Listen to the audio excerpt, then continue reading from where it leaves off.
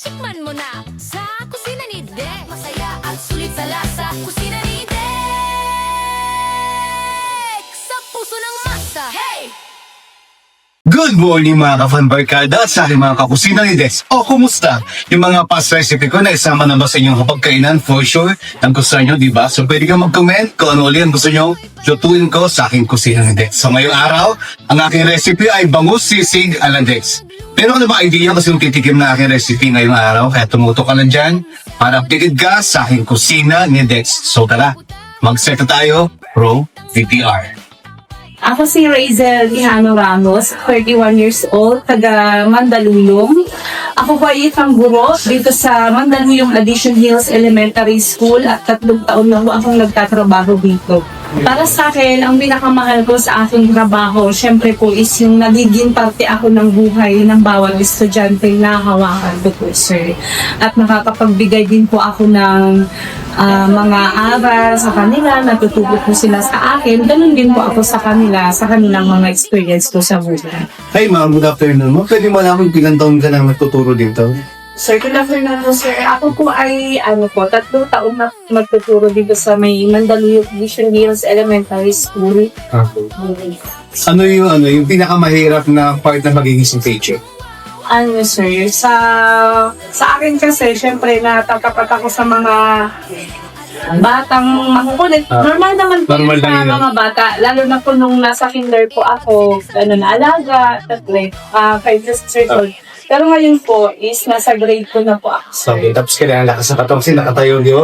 Opo. Almost maghapon. Yeah, so medyo okay naman kasi nakakaintindi naman na po Okay. sila. Yung iba lang po talaga yung Okay. ano. Kung ipagluluto ka ng isang ulam na gustong-gusto mo, anong ulam yun?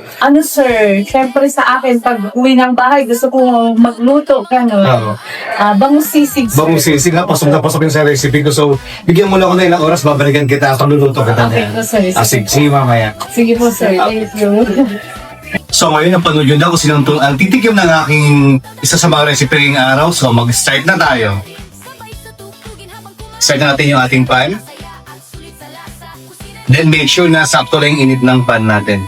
Then mag-add na tayo ng cooking oil. Sige, halina.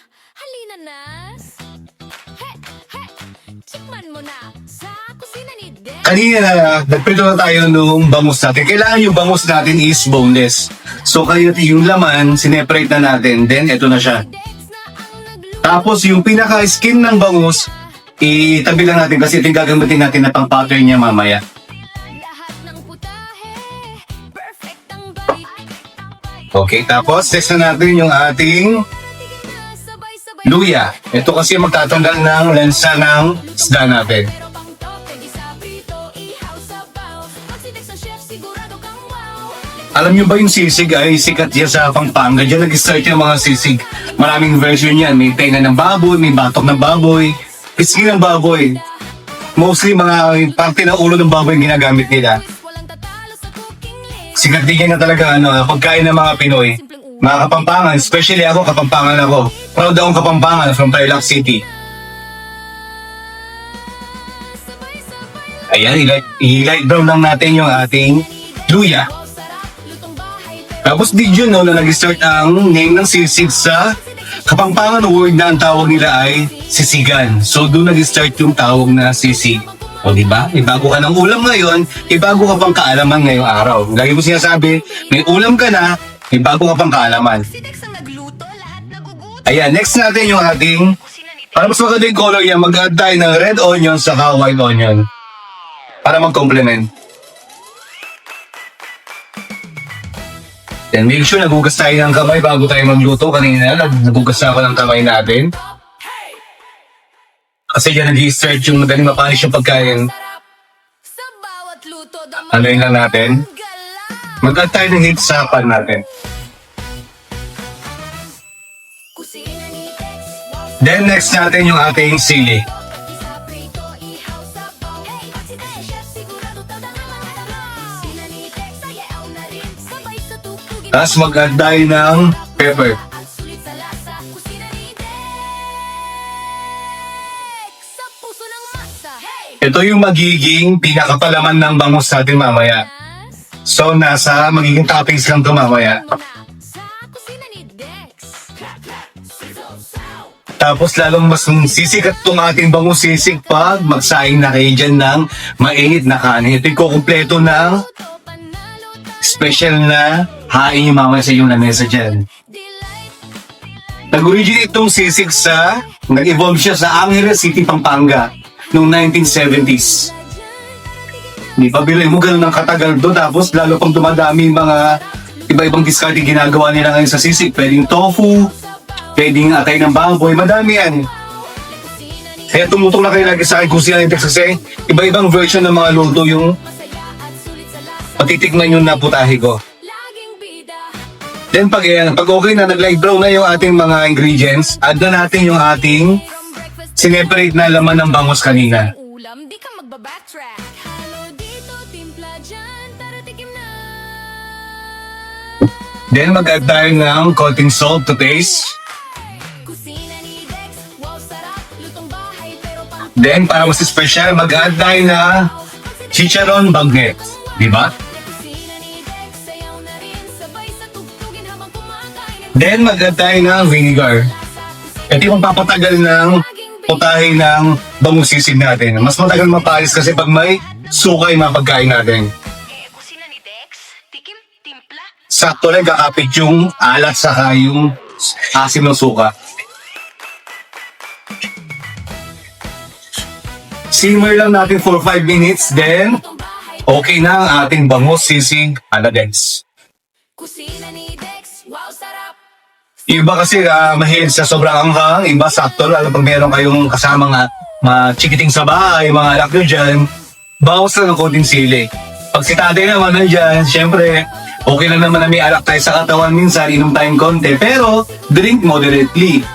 Pwedeng umidom. Sikat din doon na pangpulutan, pangulam, di ba? Masaya at sulit. Pag nagluto ka, yung kalahati, itabi mo pangulam mamaya, di ba? Tapos yung kalahati, pag uwi ng itatay dyan, may pangpulutan siya mamaya kung tanggal ng pagod niya. Pero dapat, alalay lang yung Panginoon. Tikman mo na sa kusina ni In 5 minutes guys, ready na ang ating bangus sisig ala Dex. Amoy pa lang. So ayan mga kakusina ni Dex, luto na ang aking bangus sisig ala Dex. Kaya pasok, FL Dancer, Erica. Chicken seafood delight.